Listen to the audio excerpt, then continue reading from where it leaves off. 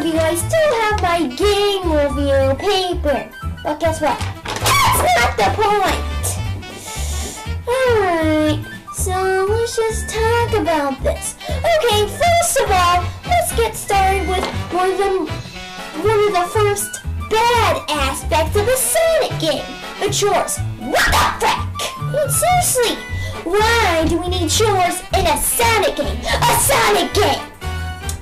Oh, well, we're just going to add a little bit of variety, like shooting and treasure hunting and fishing. Fishing in a Sonic game? Are you serious? I'm glad they got rid of chores. In Sonic Adventure 1, even though it's still on my top 10 list, I mean, come on, Sega. What were you thinking? Why do we need chores? Why do we need chores? I mean, especially Big. He just sits there and he just fishes. He just fishes. And he's freaking stupid too. Froggy, where are you? Nobody cares! And, I mean, Sonic Heroes didn't have any chores. But that's what some people say, but actually it did! With Team Chaotix, and they always had to hunt for stuff. And they expected you to get A ranks with them. How can you get A ranks when everything's so badly hidden? And, I mean, come on! And having to, play as, different characters didn't make Sonic Heroes any better. That game forced you to play as other characters. As a matter of fact, Sonic Adventure 1 and Sonic Adventure 2 forced you to play as other characters. I don't want to do treasure hunting. I don't want to do shooting. I don't want to do fishing. Why would I want to do that, Sega? Doing a spin-off title or something. Come on! Alright, so now we got chores out of the way. Let's talk about another thing that bothers me. Some of the characters. Alright. Shadow, he is a cool character, but sometimes he acts freaking emo. And we don't care! Just make Shadow awesome. But not like how he was in Shadow the Hedgehog with guns. Why does he need guns? He's the ultimate life form. Plus, this is a Sonic game. Not Grand Theft Auto Sonic the Hedgehog edition. Get your facts right, Sega. And let's talk about some of the other bad characters. Vector. Okay, he's completely useless. All he does is just sing. He sings and he's addicted to money. So freaking useless! What a frick! Get out of the franchise, Vector! Just get out! Get out! Join the Ninja Turtles or something for all I care. And then we have Charmy the Bee. Oh my gosh! Charmy the Bee. See. It's annoying! And he's useless too! He's basically a carbon copy of Tails. And what's the point? Except more annoying. And then, let's talk about... Oh yeah, Rouge! Oh, she's so useless! I mean, what's her purpose? The fifth of the franchise, the flute. Nobody cares! I mean, come on! What's the point in keeping her? Retire her like you retired Big, Sega. Gosh. I mean, and they tried to make her useful in Sonic Generations by, attracting enemies. Sonic could have used his tornado to defeat those enemies. I mean, what the frick gives? And then, let's see, another useless character. I'm trying to think. What's another useless character I know of? Oh, yeah. Well, I already discussed Big, but let's talk about Elise. Elise! Are you kidding me, Sega? I mean, come on! I get that you're trying to make a homage to Sonic 1, but really? Really? A human girlfriend? I mean, I wish I could just have a brain eraser for that. And Chris Thorndyke, he just cries all day. He cries. That's the only purpose he plays in Sonic X. I mean, what a frick. And those are just some characters they need to get rid of. And now let's talk about another thing. The character design. Okay, well, you see, modern Sonic has looked better recently, but he has had his downs. What were they, you ask? Sonic 06! Sonic was uglier than ever. I mean, all the characters looked like frickin' British men, frickin' ugly. And, I mean, they were too frickin' skinny, their limbs were too long, Eggman looked frickin' dumb, Sonic looked like a frick barfing all over the place, and, I mean, what the frick gives? So poorly animated, too. Alright, and, I mean, seriously, I mean, why can't we just bring back classic Sonic, but, you know, just make him a character skin? That's all they have to do! It's that simple! I mean, especially in Sonic 4. Sonic 4 needs that most. I mean, how does that fit in with the classic timeline? Modern Sonic and the classic timeline? What the frick gives? And... alright, now let's talk about another thing that bothers me. The boost. What the frick? The boost? I mean, all you do is hold down a button and then Sonic goes fast. That just takes away all the magic out of earning your speed.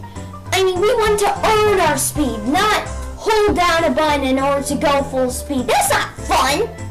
And why they delete the spin dash so they can add the boost? I mean, seriously. And the boost runs off of rings. The spin dash is unlimited, and the spin dash actually goes faster. I've even done a test in Sonic Generations to test classic Sonic's spin dash against modern Sonic's boost, running across the entire hub world and seeing who went fastest. Classic Sonic did. So if they just would have let modern Sonic use the spin dash, then he probably could have gone faster than classic Sonic. I mean, how does that make sense?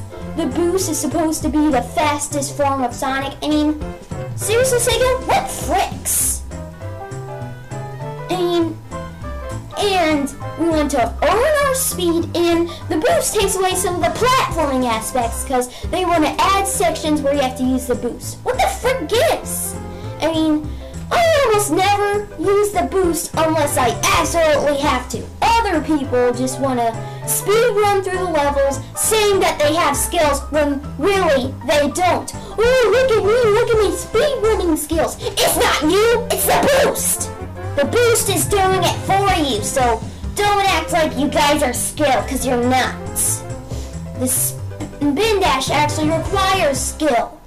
You actually have to earn your speed, unlike with the boost. What bricks?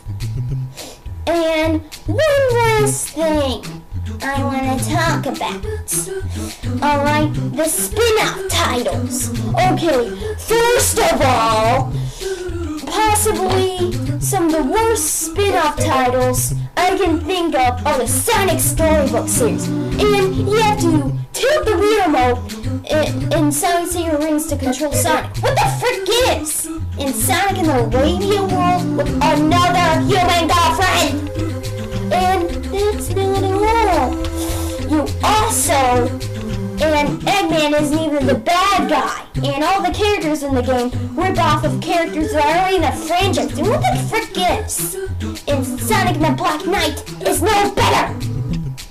Because in Sonic the Black Knight, you have to swing the remote or use his sword. Sonic has another human girlfriend, and all the characters in the game are still rip-offs of characters from the Sonic franchise. What the frick gives?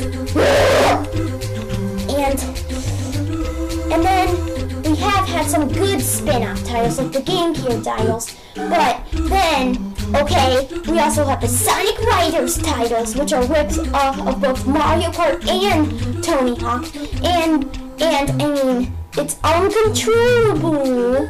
Alright, the tracks are badly designed, the characters are too tall and skinny, and then we have the frickin' Babylons. I mean, seriously! And then we have Jet.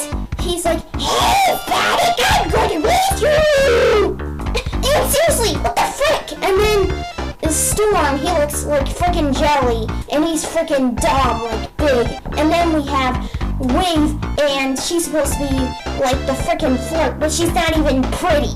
The frick. And then, you know, we also have the advanced titles and rush titles, which are good. But then we also have the Sonic and All-Stars racing titles, which are also good, but they're Mario Kart rip-offs! And then we have the Mario and Sonic series.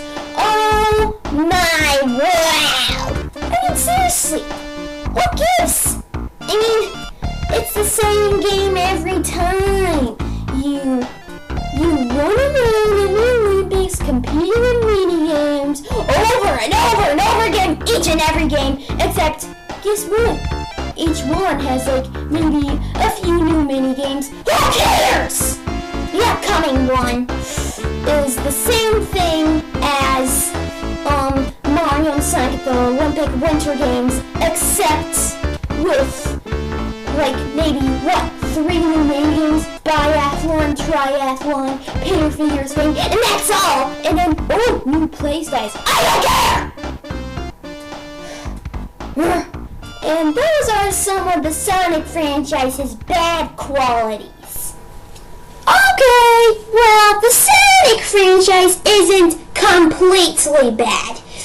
I mean, I'd have to say there are lots more good qualities to the Sonic franchise than bad qualities. I mean, and with Sonic Lost World coming up, I think Sonic has got a bright future ahead of it. Alright, you fricks. So, I only made this video to talk about Sonic's bad qualities, just things that I don't like about the Sonic franchise. And those were very few. I have lots of good things to say about the Sonic franchise, like the characters are cartoonish, let's see. The gameplay in most of Sonic games is pretty good, like Colors and Generations mastered the Unleashed daytime formula. The classic Sonic games were the best. And then, let's see, it's a platformer, has lots of exploration, yet at the same time very fast-paced, very thrilling. It has lots of originality. The Sonic franchise is very unique. And, let's see. There are lots of, memorable moments in the Sonic franchise, And overall, the Sonic franchise mostly consists of good games. Alright, so, that's the only reason I made this video, to discuss the bad qualities of the Sonic franchise. So, I hope you freaking fricks enjoyed, and goodbye. Also, another thing, Sonic is the 3rd best gaming franchise in the world. behind Mario and Zelda. Oh, but what about Call of Duty? Call of Duty's better than Sonic. No, it's not, because it's a first-person shooter. And all first-person shooters in the world get a negative 3,000 out of 10. So to all you Call of Duty fans, get out!